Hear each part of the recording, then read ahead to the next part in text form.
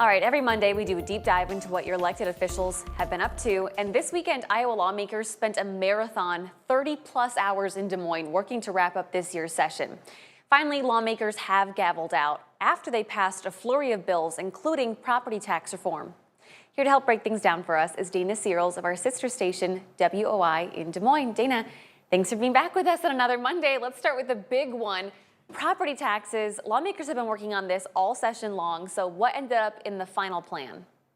Yes, it was something that was a long-awaited debate. We've been waiting to see what kind of happened with property taxes. So 34 hours was the exact marathon number of time that lawmakers took to gavel out for the 2026 legislative session. They started Saturday morning and went all the way through Sunday night. So it was a big thing, and we were all kind of waiting to see when would property taxes be brought up in the Senate. That was brought up late Sunday. So in the final plan, the biggest thing that we saw passed is that there is a 2% cap on local revenue growth. There would also be a 10% homestead tax exemption up to $20,000. That would be adjusted for inflation. And overall, lawmakers are saying that this plan is set to cut $4 billion over the next 6 years. So that's according to lawmakers. That's a big goal. But the biggest thing that Iowans need to know is that 2% cap on local government revenue growth. Yeah, of course, Democrats were very opposed to this property tax plan. They said this doesn't help homeowners enough while also protecting essential services. But it did end up passing. Something that did not pass, though, it wasn't even discussed, was eminent domain. Did lawmakers talk about their decision to not pass anything on this?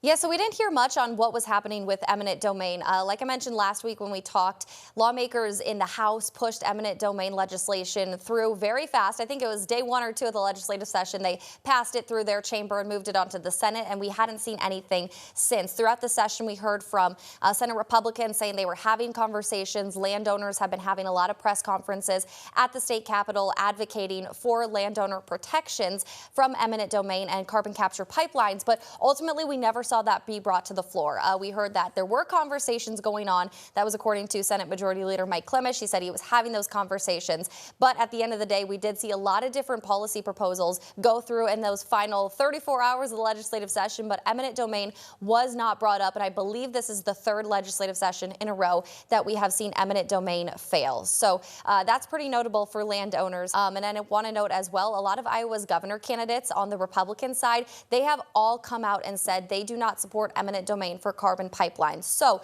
it will be interesting to see what happens next legislative session, but ultimately eminent domain was tabled this legislative session.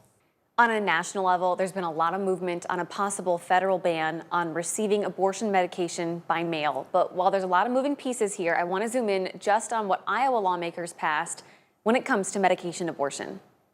Yeah, so what lawmakers passed is, in Iowa specifically, is it would require Iowans seeking abortion medication to go in person to a doctor, and it would require that doctor to perform an exam before they can dispense abortion medications, things like mifepristone, which you mentioned has obviously a very big national impact. But specifically in Iowa, this bill is on the governor's desk, and it would add restrictions. The biggest things that you need to know is Iowans would be required to get an exam in person from a doctor.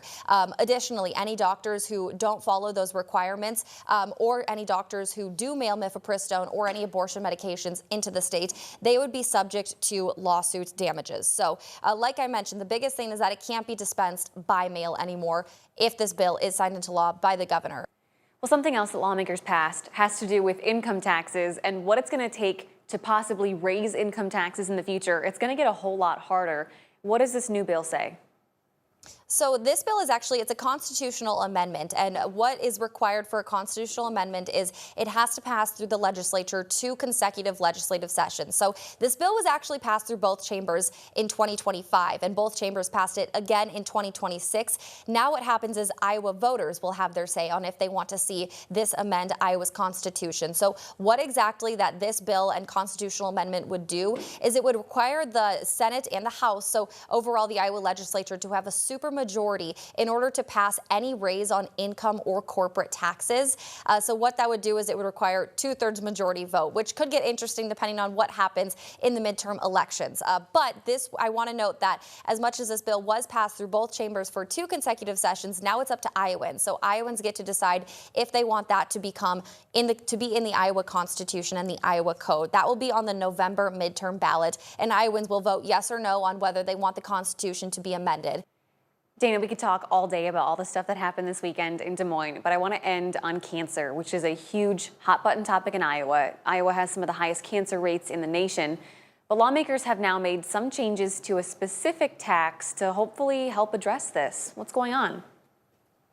Yeah, so lawmakers passed a bill that would add a 5-cent tax to all vape products in the state. And as a result of that tax and the money that is brought in from that tax, the state would allocate $3 million of that tax revenue towards pediatric cancer research. So like you mentioned, the goal is to increase cancer research and allocate a lot of that money to the specific pediatric cancer research. It's something that the House Republicans or House lawmakers in general have said that they want to continue going further and finding funds to allocate to cancer research, but this is kind of the first step in that pediatric cancer research.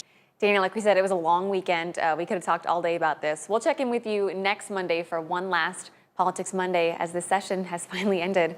Thank you so much for your time, and for you guys at home, our political coverage for both states is up on our website underneath the As Seen on TV tab at the top of the homepage.